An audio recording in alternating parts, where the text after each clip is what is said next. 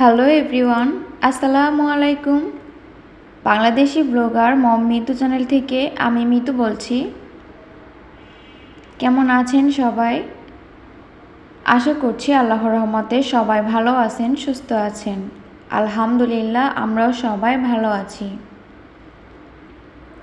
বরাবরের মতো নতুন আরও একটি ব্লগ ভিডিও নিয়ে আপনাদের মাঝে এসেছি। সকালে নাস্তার ভিডিও দিয়েই আপনাদের সঙ্গে আজকে ভিডিও শেয়ার করছি। তো দেখা যায় গৃহিণীদের ঘুম থেকে ওঠার পর প্রধান কাজ হচ্ছে নাস্তা রেডি করা। খুব একটা চাপের মধ্যে থাকতে হয়। তো ঘুম থেকে ওঠার পরই হচ্ছে প্রথম জায়গা হচ্ছে কিচেন, আমার কাছে যেটা মনে হয়। তো আর যেদিন রুটি বানাই সেদিন তো একটু তাড়াহুড়া থাকেই, কেননা আমি তো আগে থেকে রুটি তো ফ্রোজেন করে রাখিনি। সেই ক্ষেত্রে আটাটা মাখতে হবে, তারপর রুটি বেলা ছেঁকা, এই সব মিলিয়ে অনেক সময় লাগে।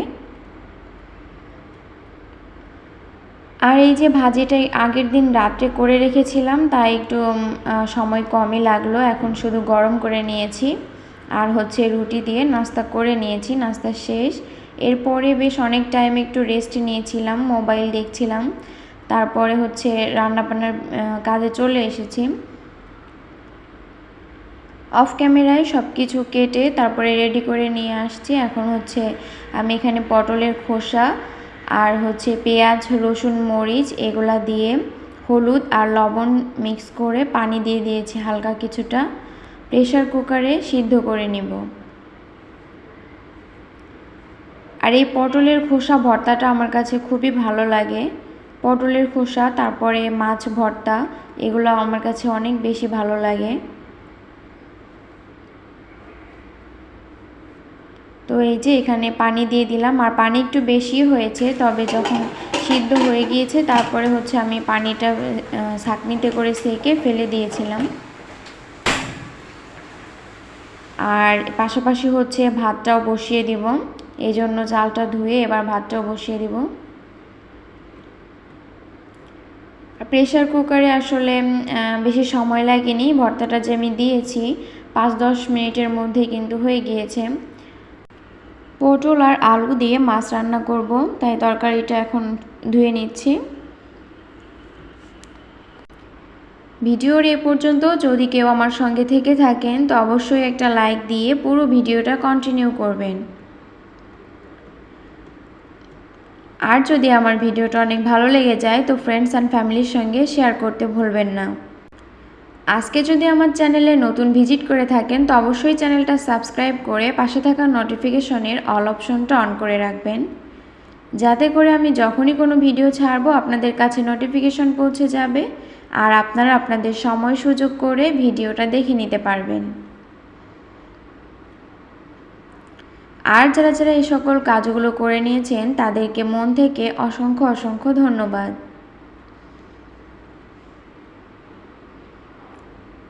তো এই যে আমি এখন হচ্ছে মাছটাও ধুয়ে নিব, আর আমার মেয়ের জন্য একটা লেগ পিস বের করেছি, তো ওইটা একটু ফ্রাই করে দিব মশলা দিয়ে।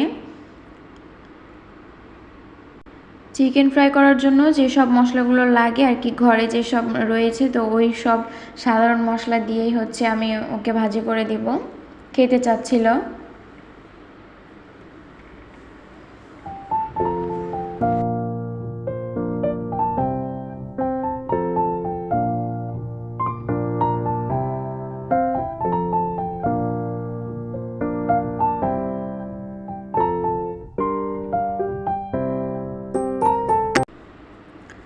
তো এই যে তারপরে হচ্ছে মাছগুলো আমি এখন মশলার মধ্যে দিয়ে দিব, মশলা কষিয়ে তারপরে মাছটাও আমি এখন কষিয়ে নিব। এভাবে মাছ রান্না করলে আমার হাজব্যান্ড অনেক পছন্দ করে।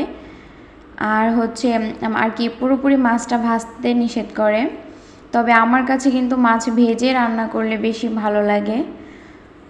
তো তারপরে হচ্ছে আমি এই যে মাছটার এখন পানি দিয়ে দিলাম পরিমাণ মতো, যাতে করে মাছটা খুব সুন্দরভাবে সিদ্ধ হয়ে যায়। পানিটা যখন শুকিয়ে এসেছে তারপরে কিন্তু আমি মাছটা উঠিয়ে রেখেছি, আর তার মধ্যে হচ্ছে ওই মশলার মধ্যে এই যে সবজিটা দিয়ে আবার সবজিটা কিছু সময় কষিয়ে নিব। এরপরে লাস্ট পর্যায়ে হচ্ছে মাছগুলো উপর থেকে দিয়ে দিব, আর পরিমাণ মতো ঝোলের জন্য পানি দিয়ে দিব। আর এদিকে হচ্ছে আমি এখন ভর্তাটা বেটে নিব, পটলের খোসা আর আমার মেয়ের জন্য যে চিকেন পিসটা রেখেছিলাম ওটাও মশলা মেখে রেডি করে রাখছি। আর এই তো আমার তরকারিটা কিন্তু রান্না করা হয়ে গিয়েছে, আর খুব শর্টকাটে আর কি আজকে রান্না করছি। আর এই তো এখন আমি বাটাও হয়ে গিয়েছে, তো এটা বাটার পরে হচ্ছে আমি পেঁয়াজ দিয়ে ভাজি করব।